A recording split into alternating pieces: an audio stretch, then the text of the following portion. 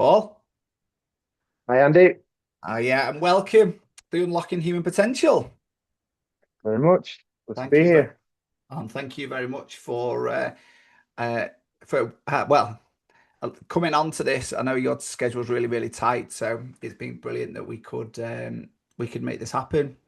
So for the listeners, our guest today is Paul, an experienced relational integrative psychotherapist based in Preston. Before retraining as a therapist in 2017, he spent almost 20 years in the corporate world with a career spanning management, leadership, sales, and sales training. He understands firsthand the high pressure environments where professional success often comes at a personal cost. In his clinical practice, Paul uses relational integrative approach, meaning he doesn't believe in one size fits all solution. Instead, he draws on from a toolkit of psychological frameworks, most notably attachment theory and affect phobia theory, to help his clients understand the internal working models that drive their behavior. While Paul works with men and women, his particular interest in male mental health, helping men navigate the male gender script, bridging the gap between biological drive for achievement and psychological need for internal security. So, Mm, thank you. no Uh, problem. I mean, for me, you know, I've been very fortunate for the listeners to have these many of these conversations in a changing room Mm. after spending an hour very close in our gym that we both train at in Preston. Um, so when the thought of trying to put the Unlocking Human Potential podcast together, I think you were one of the very. Oh, I'm thinking of doing this. Would you be up for this conversation? And very kindly went, yeah, mate, I will. So I'm really delighted to see where this goes. So, like we always do on this podcast, curiosity seems to be an underpinning of everything and every guest that we have Mm. on. So, what's something you're curious about right now? So, professionally, I am kind of mulling over whether I train as a supervisor or do additional training to be a couples counselor. But what I'm really curious about in the here and now is the level of anxiety that I feel doing this now that it's come around. Okay. So the way I practice is relational integrative, as you've said, and that's all about the relationship between people and what goes on in that. The technical term might be called the intersubjective third. And what I notice is that despite um, seeing thousands, having done thousands of sessions by now with clients and seeing many different types of clients and never really knowing what they're going to walk through the door with. There's always that kind of, uncertainty. And also in a previous career doing lots and lots of public speaking, stood at the front of rooms, doing things like that. I'm quite curious as to why I feel the level of anxiety that I do doing this. So when you people wonder about, well, what's relational integrative, it's exactly that. It's kind of working with the content in the here and now. Okay. So I think it would be remiss of me to not do that. That, I mean, this is literally what is going on for me now. So um, when people say, "Oh, how are you doing?" It'd be some kind of glib reply of like, "Oh, I'm doing okay." Well, no, the truth is, I feel in a somewhat hyper aroused state at the moment, and I have done as this has got closer. So I've had to kind of take steps to down regulate myself and check in with myself and get myself into a position where I can give this my best shot, really. So that's what I'm curious about, and will I'm curious about, will that ever really go away, or is it something that is just with me and something that I will continue to try and integrate as I age and get older and things like that? Can I throw a curiosity question there? Yeah. And Mm. is that something? Because I think a lot of people listening can relate to that, can't they? When they're, and when there's something set in the diary, and all of a Yeah. sudden they go, "Oh, I'm feeling something around this." Yeah. Um, and is there a need for people who may be listening to interpret that or try and make sense of it, or is it just embracing what it is and just being aware of what it is?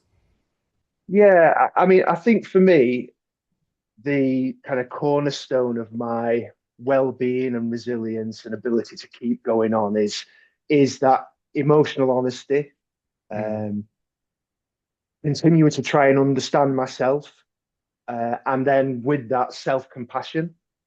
And I've found that if I kind of bring those three things together, then that's kind of me being the best I can be. Yeah. And the best I can be is to bring another kind of understanding, and it is good enough, Okay. you know. So and a lot of so whether people need to be aware of it, whether I guess I understand, or it seems that a lot of the people that I meet that come through these doors, um, they may be aware of that kind of elevated state and existing in maybe a chronic kind of hyper arousal, depending on what's gone on in the history. Um, and it's kind of identifying that, it's learning how to down regulate it, learning maybe where that's come from, why it's still kind of around. Yeah, so I mean that's kind of how I deal with it, and what I've how I've dealt with like the last hour before this was kind of like, okay, I need to, what's going on here, why might I be like this? And um I guess most people, if they don't sort of take steps to kind of really look it in the eye and pull it apart and work with it, seems like they're white knuckling it, Okay. just kind of not really doing anything about it. It's just there. It just happens all the time or regularly, and it's just what happens, and I just have to push through it. And I was like that as well until I kind of retrained to do this job, and then Yeah. had a better understanding, and then start to somewhat practice what Well, I preach. yeah, yeah. Well, but and the thing that I think, you know, so if you are listening to this and you're aware of that, and you can relate to a lot of things Paul's saying, I think one of the things that certainly for me, I like the fact that you're owning it, that you're almost saying it out Mm, loud, but actually then it's going, okay, so there's an acknowledgement and then what do I need to do? There's an acceptance piece I heard of going, well, just be good enough, yeah, and be and yeah. and that word kind of authenticity then comes across, doesn't it? Because if you guess that, Mm, and that's, I know that's used an awful lot, and I guess all you can be is yeah. the version of you that you can be. 100%. And that's kind of like the journey that I had to go on to get back to that, Yeah. because like my first reaction is, or my first, yeah, reaction, literally, not a response, it's a reaction, is I've got to do this thing right. Um, that's triggered loads of stuff for me.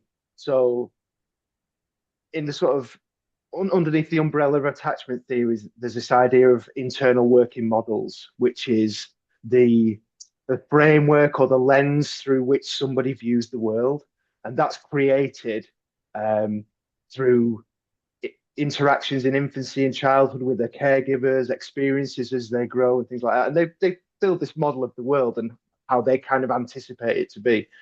My internal working model of the world is somewhat that the world is not completely unsafe, but I've kind of got to be on my guard. I've got to be vigilant.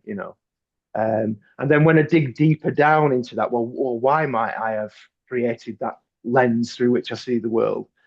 My um, my kind of shame, if you will, through my own therapy that I found out is that I have this sense of not being good enough, and a shame about that as well, and also conditions of worth, the things that I believe that I need to do, or the person that I need to be to kind of feel accepted and be worthy of love and affection.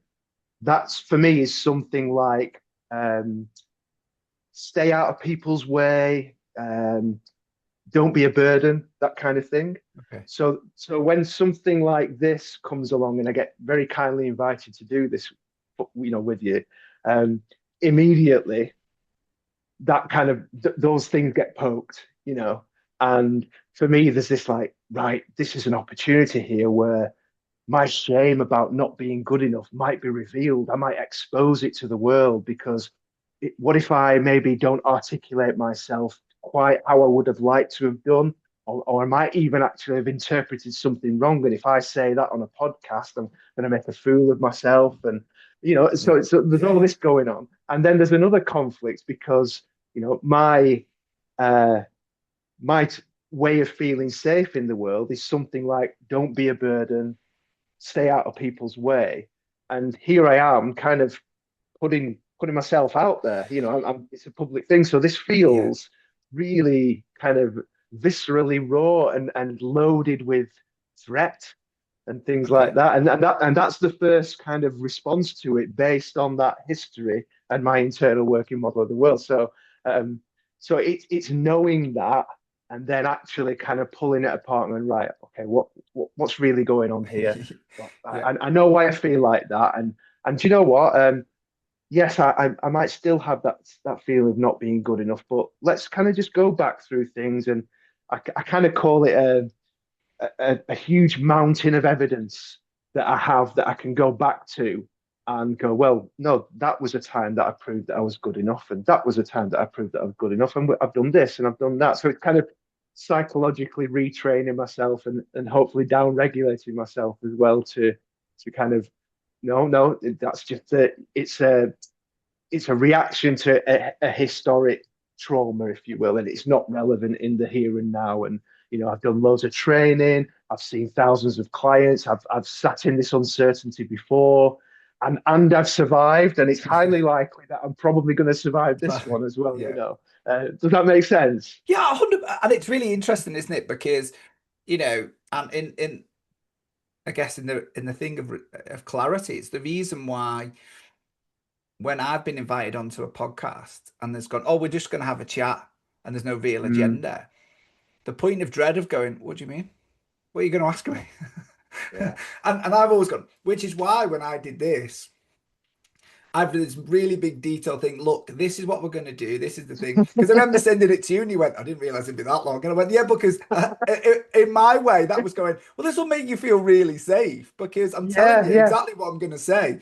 But I also appreciate that sometimes you can look at it and go, well, that's a bit overwhelming as well, isn't it? So mm, and yeah. So in some ways, you're projecting your anxiety yeah, onto 100%. the Yeah. guest, really. Yeah, Massively. yeah, And, oh, yeah, yeah, 100. Hands up as well. Because someone just said to yeah, me, yeah, I'm not bothered. And I went, no, I'm probably doing it because it's how I would want to feel. yeah, yeah. So there's definitely that. Yeah, yeah, yeah. And what's really helped was like kind of just to go full circle to like being sat here and me kind of taking this route of like, well, I'm just going to say what's going on. Is that like I actually having gone through all the like, right, I need to prepare and I need to kind of like, what do I want to say to this question and what might I want to address here and what might and like kind of getting lost in my thoughts and then realizing actually if I just practice what I preach, which is I understand myself to the best of my ability. Um, I try and show myself compassion, um, and I'm trying to be kind to myself and know that I'm good enough and be emotionally honest. And then I realized that hold on, Andy said this is about authenticity and not being rigid or rehearsed or anything. So if I just be myself and just be honest, I literally can't get it wrong. No, yeah, and, for, and do you know one of the things is that the whole point of this is to have these honest conversations, Mm, and the whole point of this is to come on sometimes.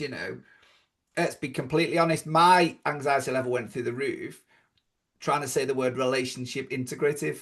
I was thinking, oh my gosh, how many times am I going to fall over this? I've literally sat here practicing it with a coffee before going, come on, you can say this, you can say, because I always stumble over my words. And so it was one of those things I was thinking, I read that, I went, oh my gosh, why have I chose to read this out? But and again, that's the bit, isn't it? I'll relate and then we'll get into the kind of the core of what we're talking about. mm, I use this story a lot. I coach a really, really talented CEO, and we were talking one of the conversations we first had, and we were talking about role modeling. Okay, so you're mm. saying like this: who would be somebody that you would aim to be like? And she went, someone like you. Oh, why? What is it about me? She went, well, you've just got all your shit together. At that point, my professionalism was like, oh, I can't control it. And just burst out laughing. I went, what on earth give you that impression? I Yeah. says, I says I've got all my issues. I've got all the stuff that's going on for me. I think the difference is I'm comfortable and I own it. Yes. Yeah. Yeah. And I says I can talk with confidence because I'm really, really comfortable after, like you said, of a long Mm. journey of having a lot of these conversations and people like yourself, where I can turn around and go, well, if you ask me what's my flaws, Yeah. I can probably label them for about 3 days. Where I struggle as well, go, what would you say your strengths are? Well, Mm. Yeah. that's where. So being comfortable, I've just become very comfortable. And she just went, all right, okay, I want to get to that stage. Then I went, okay, that's awesome. That's a good kind of way to start, isn't it? Yeah, I think that's self-acceptance, isn't it? Mm. That is literally like this is who I am. I can't remember where I read this. I think I've got an idea. It was maybe 12 or 15 years ago. There was I don't know when, he had quite a high profile at the time. There was an NLP coach called Jamie Smart. I don't know if you ever came Mm. across Jamie Smart or Yeah. not. Followed him for a while, bought a couple of big books, really enjoyed his stuff. And I'm pretty sure it was him, but I think it was he said something in a seminar that I was listening to. It was something like, if being hard on yourself worked, it would have worked by now. And that Oh, for me was nice. just kind of this, like, just flipped everything. And I'm like, Yeah. oh, right, okay. So what if I stopped doing that and just Yeah. worked with like this raw material of what I've got, you Yeah. know? And that it was kind of liberating in a way, and it stayed with me. And that what you said there about like being disclosing to your client your flaws. One of the really nice things about the way I practice this kind of relational modality is that there's a certain amount of leeway for self-disclosure with clients as well. You've got to be careful what you disclose and make sure that it's in the best interest of the client. But I find that really useful because that kind of it, I can bring a vague experience that you know and I never really explicit about what's happened, but it helps me give them get a better understanding of what's going on for them, and hopefully my disclosure as well helps to somehow normalize it for them as well. Because I think sometimes people like come and see a coach or a therapist, and like you say, they have this concept or preconception that like he's sorted. If he's sorted, he can sort me, and you're Yeah. like, well, no, I'm a human just like you. Yeah. I'm flawed. I've got my own stuff, and you know what? That's okay, and we can kind of work our way through this to the best of our ability. Yeah. No, I like that. I think the same. We're always a work in progress. Is something I probably use Yeah, an awful lot. yeah, Um, yeah. so the whole theme of this, I mean, we've started off on a brilliant theme already. So I knew this would be good. Um, so the theme is kind of looking at, how do we lock the best out of ourselves? And we might take that like you've done. You've been very honest about how you get the best out of yourself and give a brilliant example of what you've had to do in preparation for this. And then, but it might also be, you know, advice from your experience. There might be people listening that, I know you've got a real good background in leadership and sales as well. And, the listeners are quite split across sport, across business, across people that are making the Yeah. jump from healthcare out of healthcare. That we've got a really large split. We've got listeners in South Korea now, Wow. which is shows you kind of how things expand, and so I guess for me, then it's how if there's people listening, what can we start to do to help them find their way to become optimal? So we're going to explore that bit, and then we're going to look at, okay, so if you are in a leadership position, or you are a person of influence, within a team, or with friends and people, how can you then help unlock the potential in others that you're around supporting? And then we always wrap it up, because we want people that have listened to us for about 50 minutes, for the last 10 minutes to go, okay, so what are we going to do with Yeah. this, and how can we actually take this going Mm. forward? So if we start with kind of unlocking self, if I just kind of play that out to you, where does that land? For me, it's a good question because I kind of unlocking myself is pretty much being at peace with who I am, Yeah. and accept, it's self acceptance. It's knowing myself, moments of emotional honesty and self-compassion, that kind of checking in with myself, um, noticing the feelings in my body, and and then kind of working out, right, what's going on there, and why might I feel in a somewhat elevated state, um, and what do I need? And so there's a concept in therapy. I don't know, it might be the same in coaching, but it's called the window of tolerance. Don't know if you've ever come across that or not. I, I'm aware of it, yeah. But can you Yeah, expand on it? yes. Yeah, so we've all got a window of tolerance. For some people, their window is fairly wide, and other people it's much narrower. And that window is kind of like our optimal zone, really, where we can um, work effectively, um, to a reasonably good standard, and cope with a level of stress, and it's not going to kind of dysregulate us in any way. Some people have got very narrow windows, so it doesn't take much to push them out of their window of tolerance, and they might go towards hyper arousal, where they become kind of anxious and go into fight or flight. Some people go into hypo arousal, which is the kind of flop, and uh, kind of fall apart, deconstruct. Um, and so I'm a somewhat kind of high, as you can probably tell, a hyper aroused person.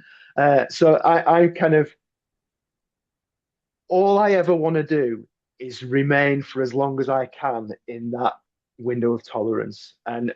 When I find myself kind of going out of it, that's when, if I'm aware of it, that kind of feeling that I'm getting a bit more anxious and what have you, that's when I kind of do an intervention, check in with myself, right? What do I'm feeling this, I'm feeling kind of hyper aroused. I know that I'm not going to be my best in that state. What do I need to do to bring myself back down? So like today, for instance, that was creeping, So I was like, right, well, I've got an hour now. What can I do? So I went for a walk, got some fresh air, came back. Just one of the chairs in my office is a recliner, so I just Nice. led back in that. Just did some deep breathing, uh, did a 10-minute meditation just to kind of bring myself back down into, not not fully into the window, because I think doing something like this, you want to kind of bring a bit of energy to it, Yeah. but just so that I can kind of remain somewhat regulated. Um, so that's kind of how I do it, really. And then the other kind of, that's more cognitive things around that are just this idea of like, good enough is good enough. Yeah. Like, I don't have to aim for perfection. Good enough is good enough. Don't put that pressure on yourself. If being hard on myself had worked, it would have worked by now. And to have that kind of, again, going back to this kind of, in my internal world of all these kind of things that have gone well and successes and things, and just kind of anchor on those things and remind myself that, you know um yes, there might be a kind of a concern or a fear that this shame of not being good enough might be exposed, but I'm gonna live. I might make a mistake, and that's fine. It's not going to lead to annihilation or anything Yeah. like that.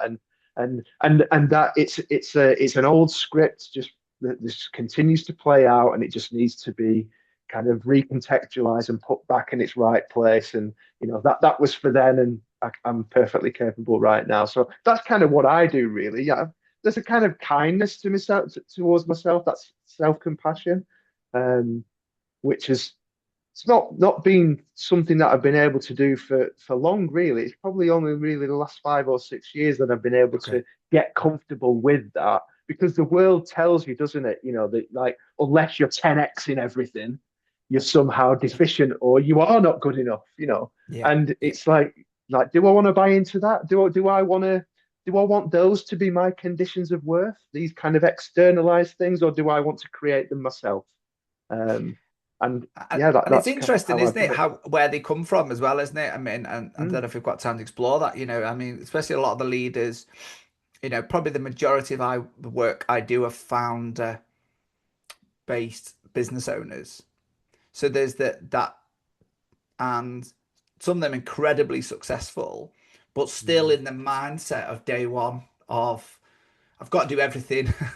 Everything's got to be done today because I'm going to lose that customer And so even 10 years in, that same kind of startup pace that they run everything from, but to Mm. the point of, I'd love to say my job was by people fly it all doing at the height. A lot of them are at the brink of burnout, Yeah, which yeah, and I'm assuming, and I'll lean into you to that some of that is probably staying in that higher state of arousal state far yeah, too long, yeah, exactly. not getting the regulation right, and not being able to bring themselves down or giving themselves Mm. permission to bring Mm. themselves down. Because that's the other thing I find Yeah. is, whereas I'm hearing what you've kind of developed over the last 5 years, is that self-compassion piece of saying, I could stay up there, but it's actually not productive, not helpful, and it's probably not going to make me good for others. Well, I've been there before, Okay. previous career. The reason why I left my previous career was because I was literally burnt out. I Yeah. kind of Okay. maybe I'm trying to think what I can remember leaving a career, well, it will be 20 years ago, where I was kind of just always at the office, leave the house at 6, get back to the house at 8. Um, wasn't seeing our young children because it was all kind of, grind, grind, grind, like work, work, work. And it's not sustainable. And I can remember sitting in my office, looking out at the team that I was leading and feeling kind of like a shell, really, and like really kind of frustrated. But then there was another kind of tension as well, because even though I felt like that inside, this hollow, kind of broken person that really wasn't enjoying um, the job that I thought it was going to be. But part of that job was to get those people that I was leading to aspire to do this job. And I'm like, there's an incongruence there that I can't, and there was only so long that I could tolerate that incongruence for that. It got to a point where I was like, my values and what I'm being asked to do, Yeah. it's not working. So I've got to go, simple as that. So for people listening, I think it might be useful actually. This has just come to me now. So whenever I begin working with a client, before we get into what you might call their presenting condition, I kind of take a like zoom up at like 10,000 feet really and kind of try and get a sense of who the client is beyond that kind of anxiety or bereavement or whatever. Because I think that's useful because that can then help you with formulations and things like that and treatment plans going forward. And a couple of the questions that I think people that listening might find useful are um, one around core beliefs. So in that kind of first or second session, I have a bank of questions and I just kind of pick and choose from each one, depending on the relevance. But when I ascertain trying to establish people's core beliefs, I might ask them something along the lines of, "What is one thing you believe about yourself that you wish you could erase?" Okay. And I also kind of encourage them to not think too long about it. Like, what is the thing that comes to mind? Um, and that kind of helps me get kind of try and establish like what they think about themselves, basically, Yeah. how they relate to themselves internally. And then another question that I think enjoy always feels like an unusual word to use in therapy, but I like the work. It's fascinating working with people, and it's an absolute privilege doing so as well. Yeah. But one of the things that I like asking people is I get them to complete a sentence for me. Again, just snap kind of thing. Whatever comes to mind is the first thing, and the sentence is, "To be of value, I must." And how would you finish that sentence? And then what that usually reveals is their conditions of worth. So the things that they've come to believe about themselves, who they need to be, or how they need to behave to get acceptance or affection or love from people. Mm. And that I think asking yourself those kind of questions can help people start to pull together what their own internal working model of the world might be.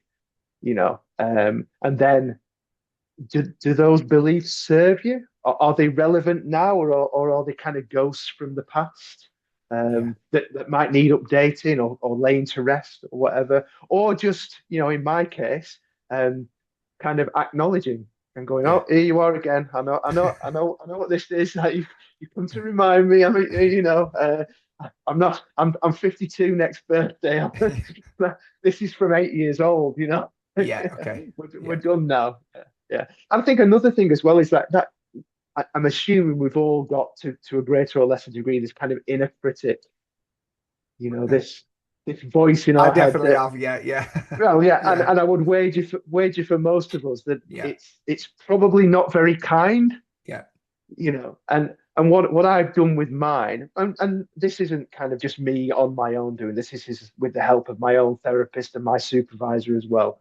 Um, is kind of like embraced it in a way, and gone like, right, okay, what are you here for? Yeah. Right. If I was to look at you, I consider you as to be like adaptive in some way. Why are you what are you doing? Because you're still here. If you weren't useful, you wouldn't be here. Yeah. And what I've found, and I dare say it might be the same for most people, is it's in a very unkind way, it's trying to motivate me to do the thing that gets me as far away from that shame being revealed as possible so I don't ever feel it.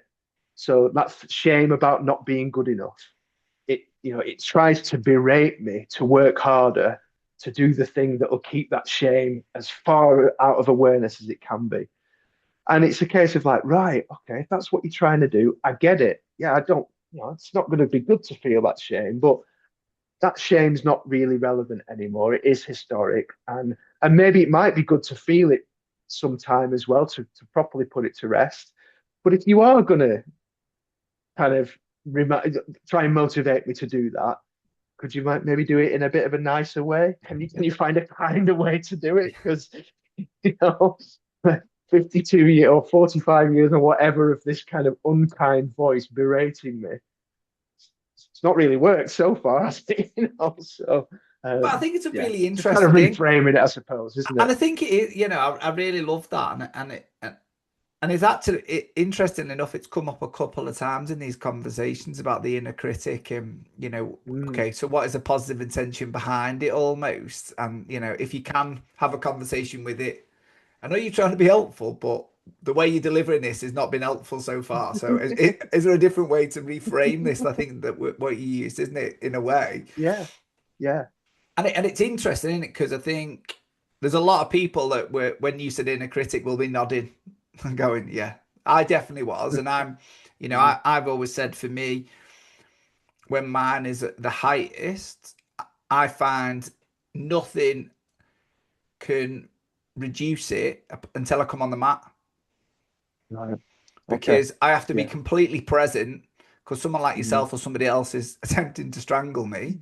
So I can't be in, I can't think about anything else in the world.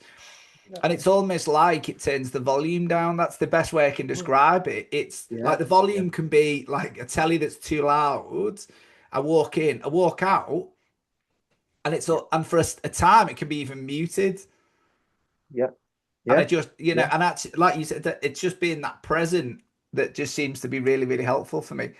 yeah. Sometimes I have an I mean, absolute shocking training session, by the way, and it does, and so the inner critic will eventually kick in and went, "We didn't do very well there, either, did you?" But it does definitely turn it down. Yeah, yeah, I would agree with you with the jujitsu. I also think that for me as well, like when I would do longer runs, like that was always really kind of cathartic. And if I need to get back into the habit of doing it, but I would regularly get up on a Saturday morning and do 10 miles. And like it was great, so many levels, sense of accomplishment, that thing of like getting a hard thing out of the way. It's not an insignificant distance. But it also, I don't run with headphones. I literally just kind of am in the world, like kind of taking it all in.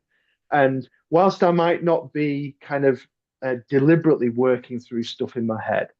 By the time I got back home again after the run, it just felt like all was right with the world.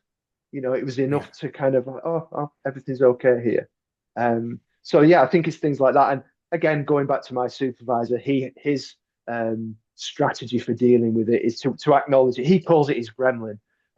So okay, he kind of acknowledges it, and he visualizes kind of sending it off in like a big white room, sending it far off into the corner so that it's just a little dot.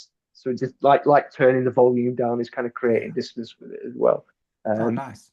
and again, it's like, it's kind of acknowledging that I know you're here. I know that you think you're serving a purpose. Might not be necessary right now, but thanks anyway, kind of thing. It's like just And I guess just, just thinking for people listening then, if let's say, because exercise is used and both of us seem to be, we've both used exercise as our way of managing our inner critic gremlin, whatever you want to call it. Um, and we've, I think we've very similar journeys around our self-development and self-acceptance piece of, it's taken us right. to a certain level of age on it to get to the point where we're Yeah. good at it. At what point with, for people listening who are maybe resonating with some stuff we're talking around that are using exercise, at what point would you suggest actually they do need help and support, and actually coming to see Mm. someone like yourself would be, a good addition to their own strategies that they've got?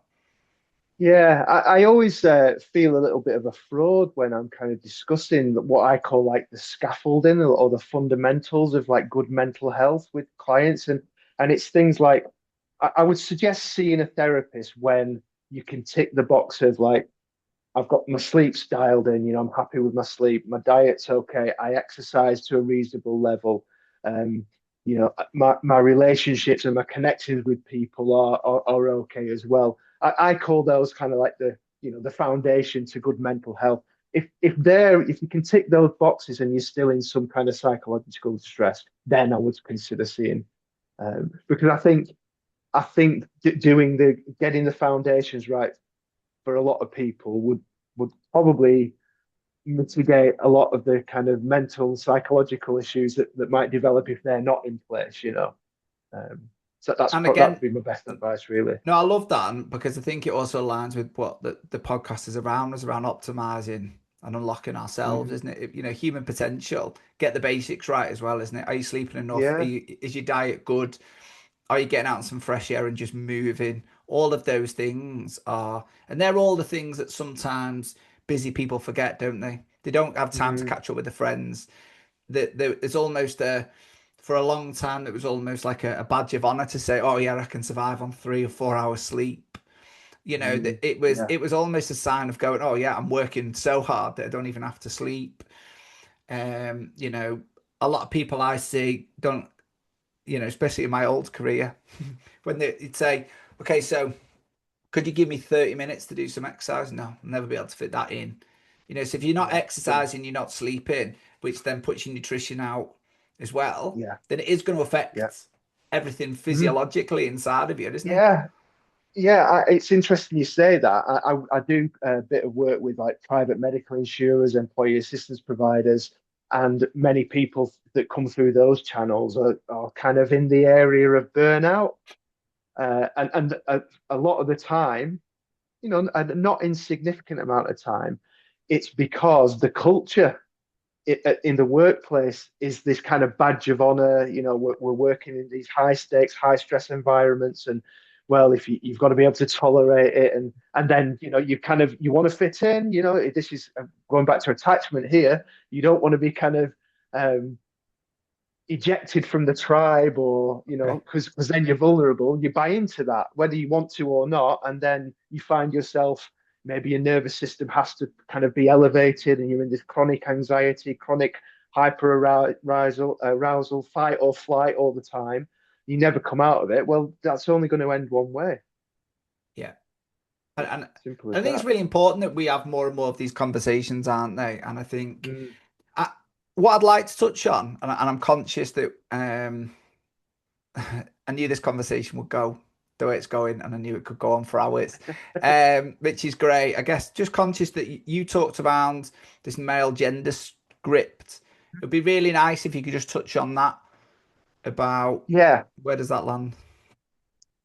Okay. So I did kind of got some notes here because I want to get this right. Because I feel it's kind of important. So I came across Dr. John Barry's work maybe 3 or 4 years ago, and put forward the idea of this male gender script, which is basically men are expected or even rewarded for being stoic, showing mastery over their emotions, protecting and providing, achieving status, and for a lot of and that they are kind of they're rooted in evolutionary biology.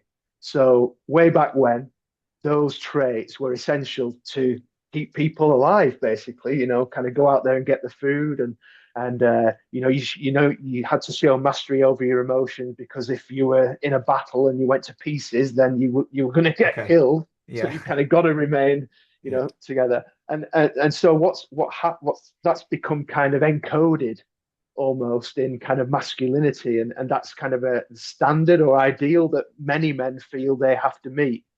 um so being a protector and provider, being able to fight and win, and again show mastery over their emotions. And then what happens for a lot of men is, if they feel that they're somehow not meeting those requirements, which again are kind of, at first it's easy to think they're kind of imposed on us kind of societally or culturally, but they are literally encoded in evolutionary biology.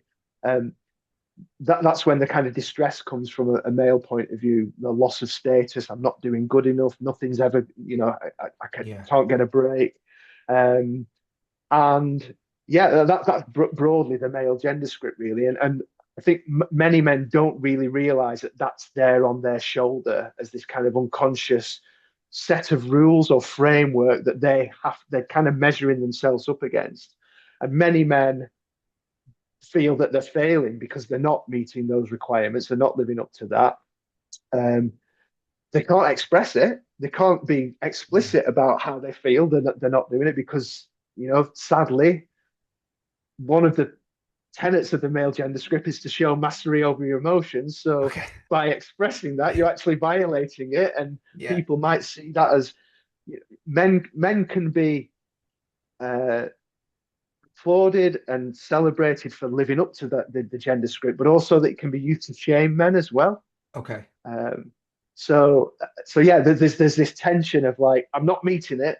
Can't say I'm not meeting it, because then I'm exposing the fact that I'm flawed, and I'm ashamed of this. So what happens? They say nothing, and they've got this battle going on inside them, and then that's why they kind of end up acting out.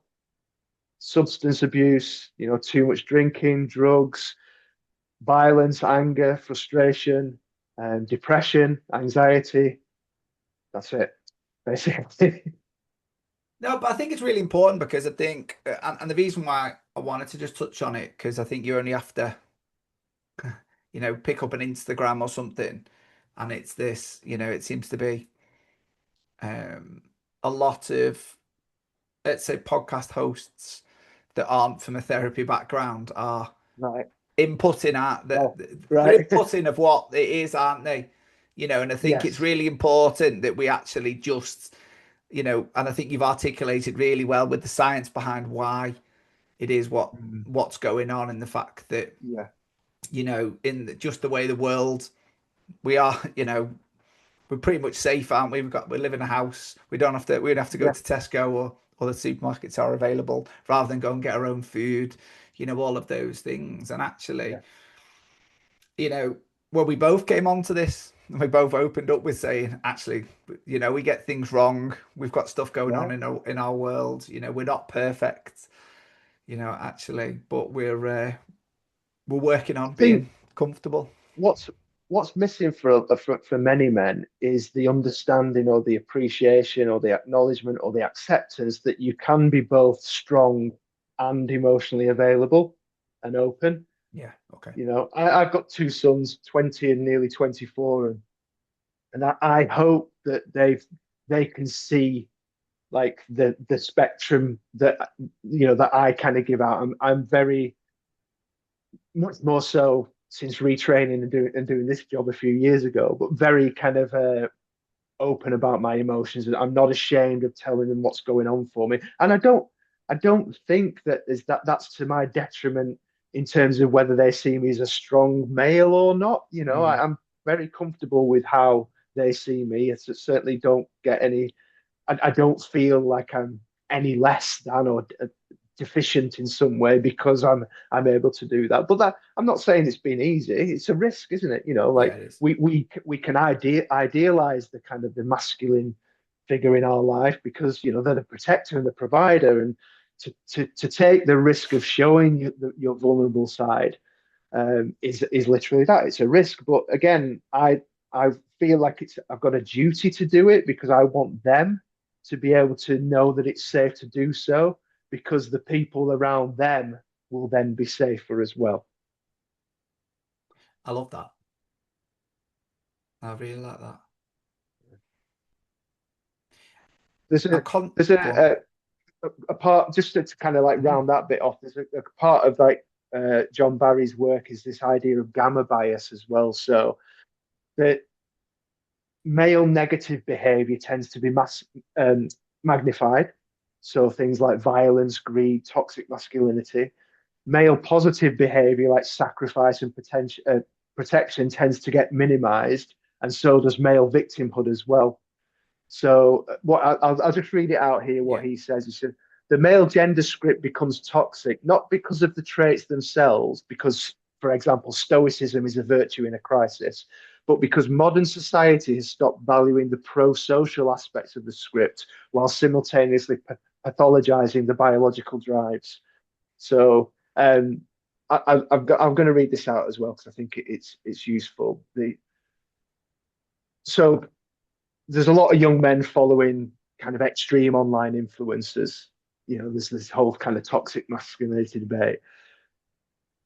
This sort of perspective from here is like those boys that do that, they're starving. We've stripped away positive male initiation and we tell them that their natural boisterousness and drive are problematic. When society fails to provide a healthy, integrated blueprint for how to be a strong man, young men will inevitably gravitate towards whoever is offering any blueprint, even an extreme or distorted one. It's an attachment cry for leadership, Okay. which you know that's why I wanted to read that out verbatim because I think that kind of says it all, really. You It know, does. and so that's the male gender script, and I think and I hope as well that it gets more and more of a profile, and more research gets done on it because I think it's a really useful way of looking at male mental health. Yeah, and again, I've got some in my own personal life. Some really close friends of mine have really, some really struggled with it as well. So there's a lot of resonance when you're saying it, and it's certainly maybe, probably, and hopefully a part two. If I can convince you to come back and we can really explore Yeah. that, because I think it is really important, and I don't want to, and I think it would be good to try and give it some. So just, I'm conscious for you. I know you're on a deadline, and the listeners as well. If we were to start to kind of wrapping up for listeners now, what Yeah. what three practical things would you suggest people Okay. listening could try? So I know this is kind of like uh, unlocking people's potential as a leader as well. And we've not really got into that, but like just to kind of uh, put a bit of a starting point in for that, my kind of premise there was um, effective leadership is basically applied attachment theory. So, Okay. like the leader perhaps should consider it's just a kind of a perspective, but maybe the leader should consider themselves to be a primary attachment object. Okay. So what I would say there is so attachment, secure attachment, insecure attachment. Underneath insecure attachment, you've got avoidant attachment style and an anxious attachment style. There's some others, but they're the kind of broad ones. So an avoidant leader, they might struggle to be a secure base or a safe haven for the people that they're leading because they perhaps value self-reliance above everything else, and they might see weakness in a team member. Sorry, they might see like a team member's need for support as a weakness. An anxious leader, they might struggle to be a secure attachment figure because they might be micromanaging as an attempt to kind of stay close to whatever the work is, control the outcome. and that can stifle a team's ability to explore and to feel safe and grow and take risks. So I just kind of wanted to put that as a Mm. headline. But in terms of what people can do, actionable steps, um, as leaders, I would suggest practice active availability. So it's not enough to have like an open door policy, because if your body language says "don't bother me," then Yeah. you're not a secure base. You're perceived as like consistently unavailable. It's kind of Yeah. okay. And what we inadvertently do, or what we could be inadvertently doing, is like leaking our through our own internal working model, leaking our own anxieties into the workplace as well. And people react to that, and then that might kind of put them in a hyper aroused state, because rather than being as effective as they can be, all they're doing is managing your mood. Yeah. Okay, so that gets kind of taken away from the actual goals of the business, or the company. So I would suggest maybe spend 10 minutes a week listening to a team member's challenges without offering a single solution. Oh, nice. Okay, so that you are showing yourself to be that secure person that they can feel safe disclosing things to, and they Mm. know that their status isn't at risk. And if you do that, you will ultimately get more out of them. I think there's a researcher called Amy Henderson, who did like kind of did work applying attachment theory to leadership, and she said that the most successful teams weren't those with the fewest problems. They were the ones that reported the most problems, because what they did, they felt secure enough with their leader that they could Yeah. report those problems early, knowing that there was no fallout from it, because they Yeah. felt safe and secure enough to do so. Does that make sense? Yeah, loads, and that's a lot of the stuff that I've looked at around psychological safety and the people that are coming on talking around that Okay. are really leaning into Right. that to Okay. say, actually, if All you right. create a really psychological safe space, actually, people report loads more stuff because they're more Yeah. likely to go, okay, actually, I'm not going to be, there's no consequence of me Yeah. actually coming up and saying this isn't. So actually, yeah. Exactly. So you get Whereas if more, they don't feel safe, they if they won't, don't feel safe, just they'll don't start engage. hiding things, they 100%. won't tell you. Yeah, yeah, Correct. yeah, Yeah, no, exactly. that's really, really good. Uh, and then the other thing I'd say, just like the final point, I put like regulate your own affects, your own emotions. So if you're leaking anxiety or anger into a room, your team they'll prioritize managing your mood over their actual KPIs. Okay. Okay, so Interesting. learn to develop your own emotional regulation, maybe even as part of the strategic business necessity. I really like the idea of like, when I saw that was one of your questions, it kind of stumped me at first, because I was like, well, I'm a kind of sole trader, one man band. I don't lead people. And when I did, um, I was much more kind of naive back then, and kind of almost white knuckling it, really. And it's the classic case of like, oh, if I knew then what I did now. So I was a bit stumped. And then when I kind of came across this concept of applying attachment theory to it, I was like, well, that kind of makes sense, really. Yeah. And it seems like you've got an awareness of it as well. Yeah. And No, it'd be definitely. interesting to kind of learn more about it, really. Well, there's loads of those topics coming up on the pod over the next few. So yeah, there you go. There's something interesting. So what I'd like to do for the followers now, how can people who have loved this conversation, where can they find you and follow you? I know you've got a website and you do quite a lot of nice blogs.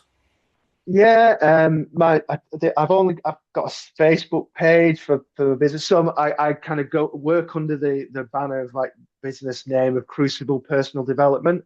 Um, but the best place is probably the website, which is crucible-pd.com.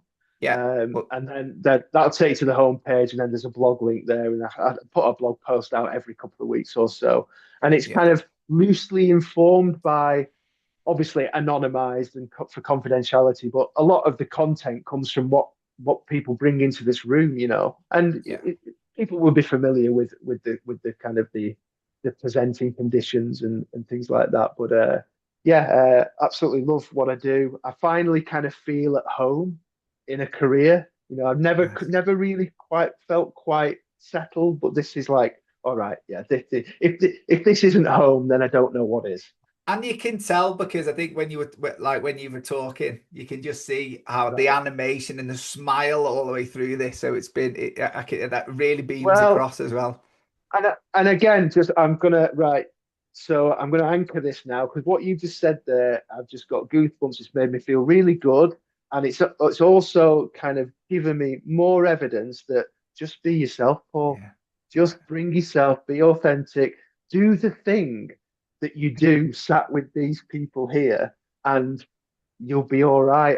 And it's I know it's like 1:57, and unless anything catastrophic happens in the next few minutes, it seems like I have survived this as well. Well, yeah. And so for one final question, and then we'll wrap it up. Okay. What's one final challenge you're going to set the audience? Um, sit yourselves down and answer those two questions about core beliefs and conditions of worth.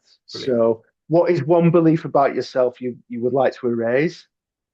And complete the sentence, to be of value, I must, and just see what you come up with, and then maybe reflect on that, pull it apart, and ask yourself, are these serving me?